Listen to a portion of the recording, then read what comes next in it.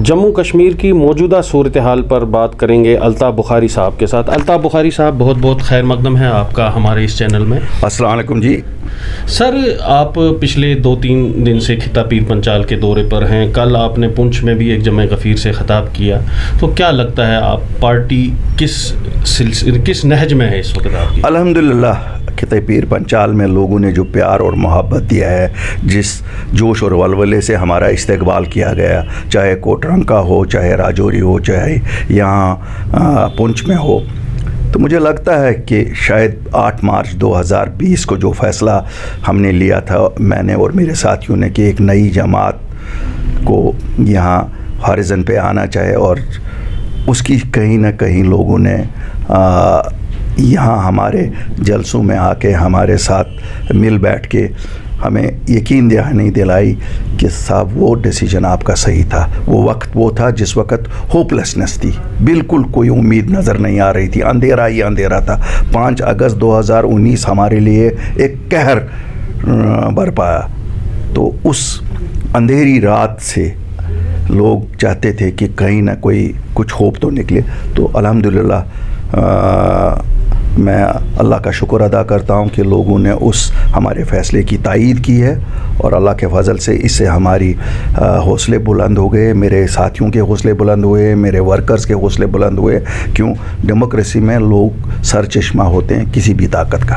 Sir, आपने कहा कि हौसले बुलंद हो गए हैं, चूँकि आपकी पार्टी का क़याम जो है वो 370 और 35A के बाद किया गया, और इसकी बहाली के लिए आप जो हैं वो मतलब हर वक्त बरसरे राह रहते हैं। तो क्या समझा जाएगा कि आपकी पार्टी को जो मकबूलियत हासिल हुई है, कहीं वो 370 और 35 से भूल न जाए?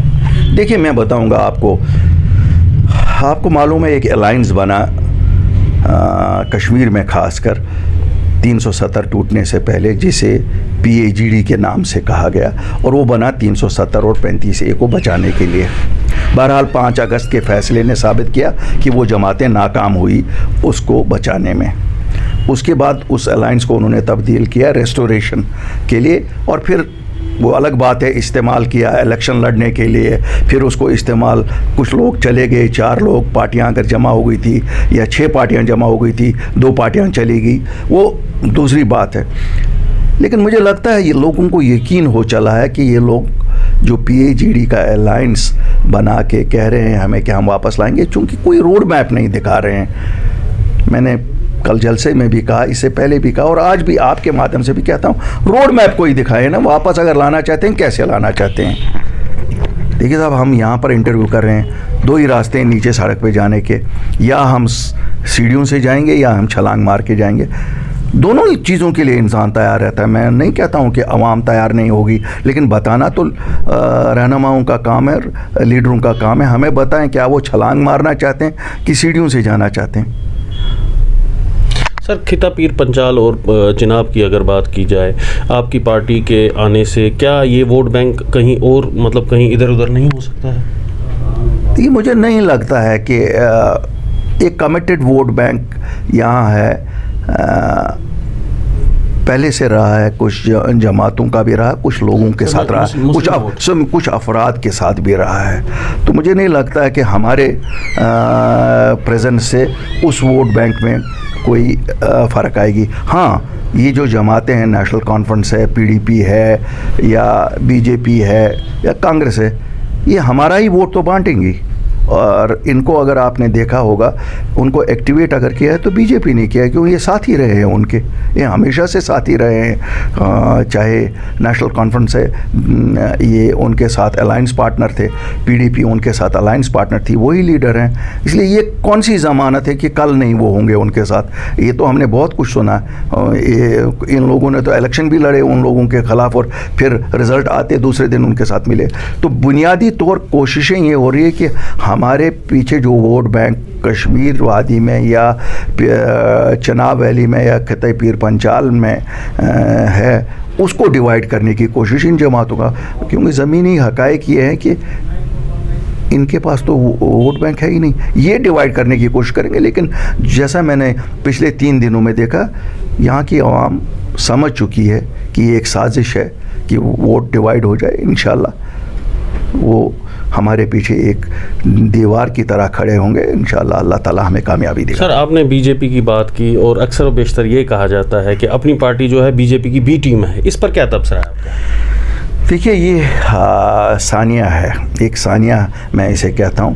जो लोग हम पे ये इल्ज़ाम लगाते हैं कि हम बीजेपी की बी टीम है, वो इनकी गोद में पले हुए हैं, वो इनकी गोद में हुकूमतें कर चुके हैं, वो इनके अलायंस में हैं। आज भी अगर आप देखेंगे भद्रवाह म्यूनसिपलिटी में नेशनल कॉन्फ्रेंस और बीजेपी इकट्ठे चला रहे हैं, बाकी जगहों पे इकट्ठे चला रहे हैं। पीडीपी के अभी तक जो पार्लियामेंट में मेंबरान थे राज्यसभा में, वो तो वहाँ वोट उनके साथ देते थे।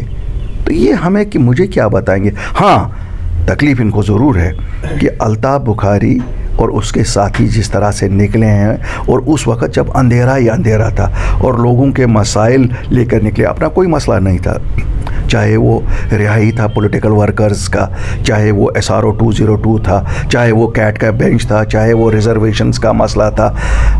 कोई भी छोटे से छोटा मसला भी अल्ताफ़ बुखारी अपना मसला और अपनी पार्टी का मसला मानता है, बड़ा मसला भी अपना मानता है। तो इनको एक ये भी मालूम है कि अल्ताफ़ बुखारी और इसकी जमात बयान बराए बयान नहीं देते। हम वो लोग हैं जो फॉलो करते हैं, जो दरवाजे के बाहर हिम्मत रखते हैं अफसर के 3 घंटे भी खड़ा रहने के कि हमारे लोगों का मसला हल हो जाए। हम इनकी तरह थोड़े ही हैं कि ये तो 5 मिनट टेलीफोन पे बात करने से राज़ी नहीं है। इनको तो वो लगता है कि ये हमारे स्टेटस से नीचे। तो इनको डर हमारी कमिटमेंट से है, इस कमिटमेंट से कि ये जो भी, अगर आप देखेंगे जब से पार्टी वजूद में आई है, अगर हमने 200 प्रेस नोट निकाले होंगे, कोई 200 बयान दिए होंगे, 180 हमने लोगों को करके दिखाए होंगे। हम वो चीज़ कतन नहीं करते हैं कि बयान बराए बयान, और हम उन चीज़ों में बयान देते ही नहीं है जो हाँ हमसे हो नहीं सकता। अब मुझे बताए, मैं लोगों को बोलूँगा मैं ऑटोनॉमी दूंगा, कौन होता हूँ मैं देने वाला? मैं बोलूँगा मैं सेल्फ रूल दूंगा, कौन होता हूँ? क्या दिया इन लोगों ने? 47 से आज तक जो रोड मैप इन जमातों ने, चाहे कांग्रेस हो, चाहे पीडीपी हो, चाहे ये नेशनल कॉन्फ्रेंस हो, चाहे बीजेपी हो, क्या किया इन्होंने? मैं तो इन सब को मोरद इल्ज़ाम ठहराता हूँ इन हालात के लिए। एक नई सोच, एक नई जमात, नई लीडरशिप को सामने लाना पड़ेगा। ये तो पुराने आजमाए लोग हैं, ये तो सब रहे हैं, इन्होंने सब ने यहाँ की बागडोर संभाली और सब ने हमें कब्रिस्तान ही दिखाए। हमारे बच्चे सबके दौरों में कब्रिस्तानों में रहे। इनका बी पार्टी कहना हमें इस चीज़ से कतन नहीं रोकेगा कि हम लोगों की ये जो लड़ाई है इसको पूरा शिद्दत से आगे लेके चलें और उनको जो उनके हकूक़ हैं उनको दिलाएं।